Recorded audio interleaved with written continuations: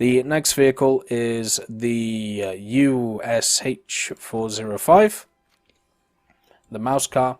As you can see, has access to two 81mm Oerlikon Type 32 launchers, which does sound weird until you realize that this thing launches rockets. So this thing has a bunch of ammunition. It has 18 in total, so 9 per gun. Once you're out, you're out. You don't get a reload with this machine. It's kind of as simple as that.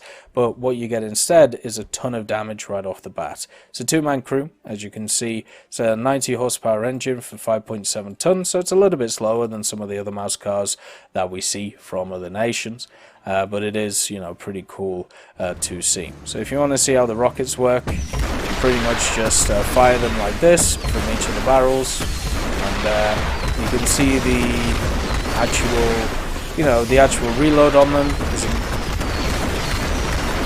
or the actual fire rate on them is really quick, but once you're out, you're out. You know, you're going to have to go to specific areas such as respawn zones to be able to get more of the rockets to make them more useful, and yeah, simple as that really for this machine. But since the rockets are so powerful, it's going to be really annoying driving around in a heavy or something and having to deal with this. It does have standard HE. I don't know why you'd take it over the heat. Heat has 330mm worth of pen. It also has artillery strike options, but this thing doesn't actually get scouting, which is kind of a surprise. I thought it would get scouting, but c'est la vie. You know, you can't have everything. Maybe next time on the show. The next vehicle to have a look at is the STRV-81. This is just a standard Centurion Mark III. Don't think there's anything different compared to what we see from the British one. Then we have the LVK-42. This is pretty much just a slightly worse version of the AMX-13 DCA. Has a ton of ammunition in it though, and once again another 5-man crew. The 40mm M48, this is the L70 Bofors, so it has the upgraded Bofors. The same rounds, but has 95mm worth of pen on them because of that AP shell. And then the SAP HEI shell, only 66mm. So if you're looking for something with a very good Bofors, this is the one to go for. Doesn't have a lot of armor, doesn't really have a lot of anything else, but it's an AA at the end of the day. The next vehicle is the PVKVM43, which I've got a feeling we've already seen. Oh no, we haven't, but it is, oh, it's this monstrosity.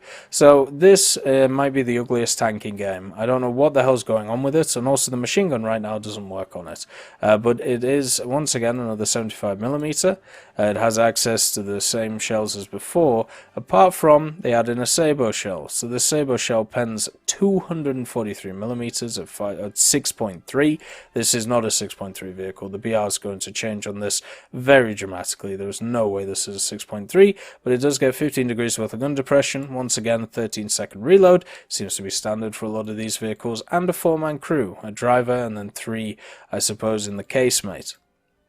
Has a ton of ammunition, 56 rounds overall, and I just want to say this is really ugly. It has this, like, thing here, and this is like a window with window wipers on, but it doesn't seem to lead to anything. There's metal behind it, there's also, you know, no optics designed for it, so I don't know what's going on with that. Maybe some clarification would be really nice to see. It does have a very large engine block, and just like a lot of these Swedish vehicles, one of the problems that I've had with a lot of these like tank destroyers, which is what a lot of these casemates are, or at least in the game terms they're tank destroyers, is they have a real lack of speed. You can see the really nice gun depression on this, by the way. Really, really beautiful. But they normally have a lack of speed, they have a lack of maneuverability, but even this big chunk, it actually does have a decent amount of speed behind it, and that's basically because of the fact that they didn't really use that much armor. So I think having, you know, less armor but more speed is a really nice way to go, and this going at 45 kilometers an hour hopefully illustrates that point. So hopefully we see, you know, more of these SPGs for Sweden. They feel a lot better to play than other vehicles from other nations of similar ilk. The next vehicles to have a look at are the IKV91. This, at least for me, was a highly anticipated vehicle and still is. The tracks seem to be a little bit bugged, don't worry about that, it's just missing texture. But this is the IKV91, 7.7, 90mm Bofors cannon, has access to 2 8mm guns as well, and also a crew of 4 with a ton of ammunition all over the place, 56 in total if you want to bring along. It's 16.3 tons with a 550 horsepower engine, going to be able to motor, and also has access to heat. FS. The heat FS spends 400 at 7.7, so you shouldn't have too much issues penning anything. And also, the heat is nice because of the fact that it is stock. So we're getting down to more normal reload rates once again, and also more normal gun depressions in the form of 10 with this machine. So yeah, it's just really nice to see this in game. I've really been looking forward to it for a very long time. You can see it's got a really nice low profile. Yeah, it doesn't have a ton of armor, but that's okay. The stabilizer as well doesn't really exist, but the fact is it's fast, it's mean, and it's well angled, and it's going to be really, really fun to use. So definitely one to look out for, definitely one to enjoy in the family of Swedish vehicles, especially the 77 where they have some real lookers. Just want to check the gun. Yeah, it isn't stabilized at all, but it still is able to fire pretty well on the move. The SGRV 101 is the next vehicle, and it is just a Cent Mark 10. The interesting thing, though, about the 101 is that it actually gets an APDS shell stock instead of the AP. That concludes the differences between the Cent Mark 10 and the STRV 101. The next vehicle is one which actually crashes the game. This is the Vik 40. So what the Vik 40 does right now is if you try and activate its radar in a test drive, it seems to crash the game. But it is just a radar-guided machine, very similar to other machines you see at ATO, like the Gepard.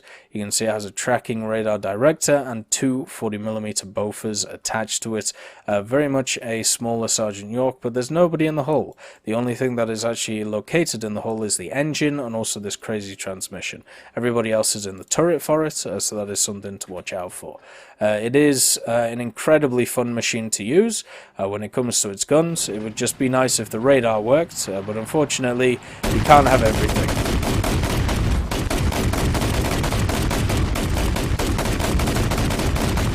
You can see the nice new smoke effects there and the nice new flame effects.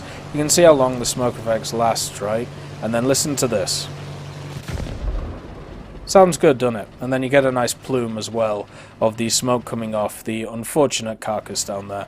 But yeah, I don't want to use this thing too much because it'll crash my game. Hopefully that'll be fixed by the time the dev server is over, or otherwise might have a few issues with it. But that's your radar-guided AA that Sweden gets. RIP China, still waiting. The UDES 33 is the next vehicle, and it's a pretty simple one. It's just a small little, like, I suppose you'd call it APC, I don't really know. It's basically just a missile launcher. It carries the RBS 55 ATGM, 430, 372, 215 respectively. It has access to night vision, but that's about it. It has a crew of 4. You can see one guy manning the gun and then 3 in the machine itself. Once again, no armor at all on this machine. It's just a glorified ATGM launcher, and that's really about it. The next vehicle is the STRV 103A.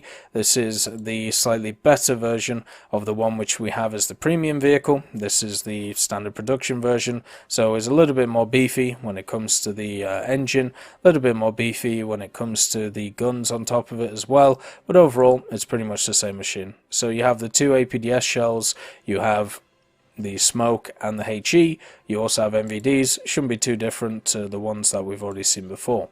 The next vehicle is the STRV 90C, and of course this is the CV90. So it right now sits at 9.3, be very surprised if it stays there, but this is kind of this is kind of an interesting vehicle because it's an IFV in life, but it doesn't have access to an ATGM. It just has access to the 40mm Akan M70B, which is a Bofors 40mm, 7.62mm as well, and also smoke grenades on it. Has good turret rotation speed, has good vertical guidance, has pretty much good everything else, and also has access to APF-SDS stock. So this machine has access to not just APF-SDS, has access to thermals, doesn't have access to scouting though, which kind of sucks, but it does get APF SDS, which pens 170, 147, 98mm. So this is not something to scoff at.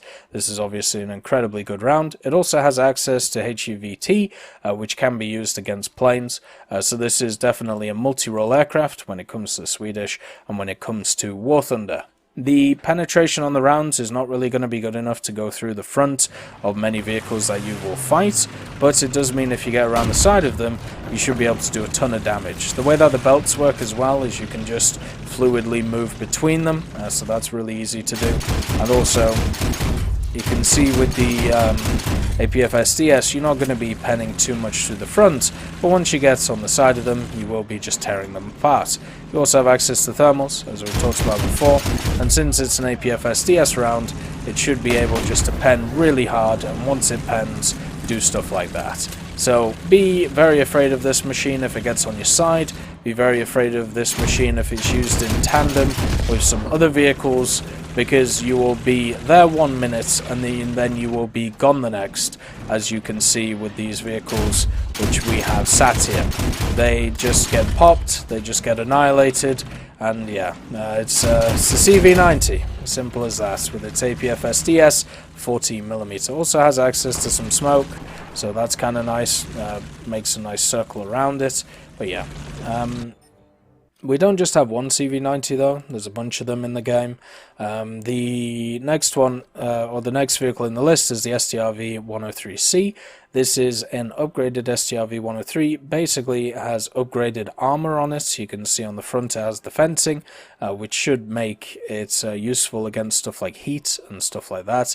Also has some extra, I suppose you'd call it the array on the side, or just extra steel planked on, and you also have some extra armor on the front here in the form of this rolled homogeneous armor right here. So it is slightly better when it comes to its overall armor, but the main upgrade is the fact it gets APF SDS in the form of this round here, which gives it 337, 292, 195, and also artillery and a laser rangefinder. So nice to see this finally come to the game and join its 103 brethrens.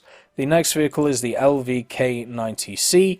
This is a CV90 with a radar. I don't know how else to describe it, so all I can do is show you. That R2-D2 looking thing on the top of it pretty much is the radar. So you can see the plane coming in. We can you know, sort it out, and then we can just make sure to line it up.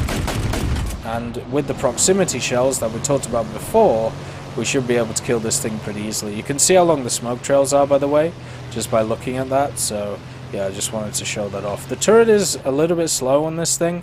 Don't really know why right now. Maybe there's a reason for it, but you can see that the proximity shells will just annihilate, you know, any plane that is around, especially with this radar going off. So this is the first radar, well, sorry, the second radar guided AA in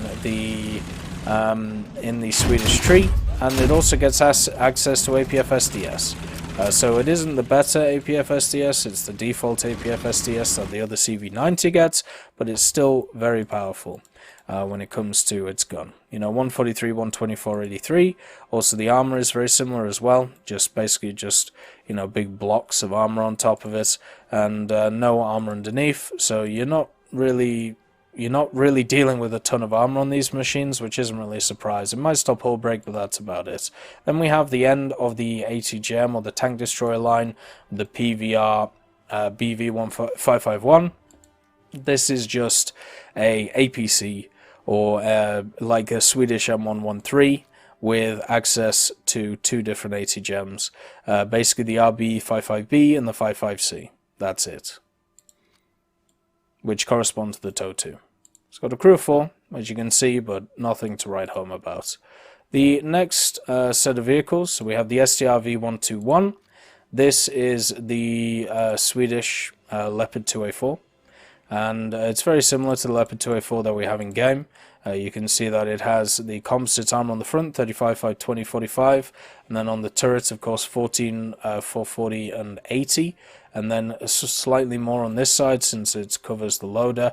The optics as well, going up to 12 times, and the ammunition that is available is the DM13 and DM23, and with thermals on top of it. So DM12 to start with as well. So laser rangefinder, all of that good stuff.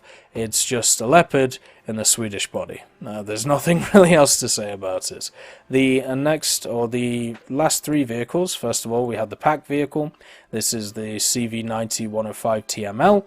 It's just a CV90 with access to the 105. It is fully stabilized. It also has thermals on it, and some wonderful DM23. So a lot of really nice stuff on this. This is the pack premium for this update for Sweden, and it's looking as good as all the other pack premiums for all the other nations. The only problem, as you can see here, is that the turrets, sorry, not the turrets, the camera is a little bit close to the booty of this machine, which makes it a little bit unsettling, but apart from that, it's okay. You can see that the general speed is okay. Yes, the aimer isn't lining up with my mouse, that is a bug, don't worry about it, but I think overall this CV90 105 is looking really, really good.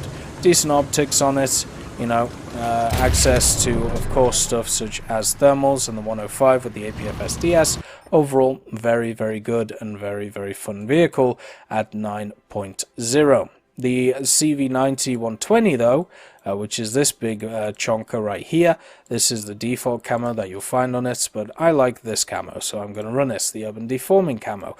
This is a CV90 which has access to a 120mm, the CTG L50, and it has access to DM23, DM33, a HE shell as a rank 2 modification, and also a Heat FS shell with 480mm worth of pen.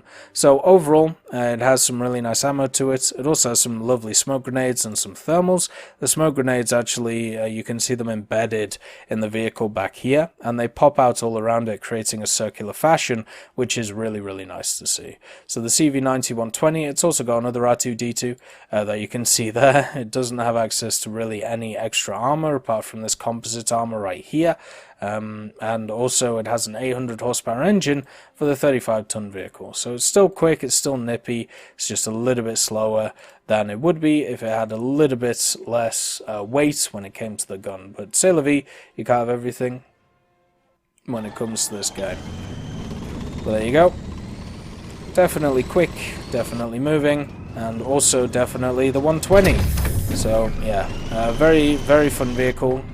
Should be great at high tiers, really taking the mobility angle over the armor angle to a new big extreme, which is really, really lovely to see. The last vehicle in the tech tree is a AA, I suppose you would call it, and it's this machine here. This is the LVRBV701. This is an ATGM launcher which has access to radar. So it's nothing really special. It has access to the 4 crew and obviously the optics here, which also include the radar, and it gets access to 2 different missiles. So you can either bring the RBT-70, which is kind of the air-to-air, the surface-to-air, so the AA missile, and then you have the RB-55C, which is just a standard ATGM. So you can take this in, let's call it air killing capability and tank killing capability, which is nice, but it's all based around a modification. So yeah, you can only really do it in the hangar. I think personally, this thing doesn't really deserve to be 10-0, but maybe there's something I'm missing with it. You know, I'm always open to interpretation, but this is literally just a box which doesn't have dual drive, and it has access to a pretty good missile, but it doesn't really set it apart from anything else. It doesn't have a really great range on it. I believe it's like 6 kilometers on the missile, so nothing crazy. But you know, you can at least do work with the missile. It's got good velocity on it. You know, you're able to hit targets pretty easily with it. The only thing is, of course, hitting targets from absolutely miles away. It does have access to some smoke, so At least that'll keep her alive for a little bit longer. Just seems very odd that this is the end of the AA line for the Swedish, but I suppose it is there. So we're still missing some vehicles. There's some in the dev server files themselves. Make sure to talk about them in a different video, but that is an overview of the new Swedish Ground Tree. I hope you enjoyed this video, and I'll see you next time. I just want to thank Ambrosius McClellan, B. Young, Blackie, Chris Giltnane, Daniel Stanton, Jay Wilt, John Ryman, Martinez, Super Cacti, Trigger Hippie, Eugens Terry, and also Elove Goat and Samuel Slick for supporting the channel.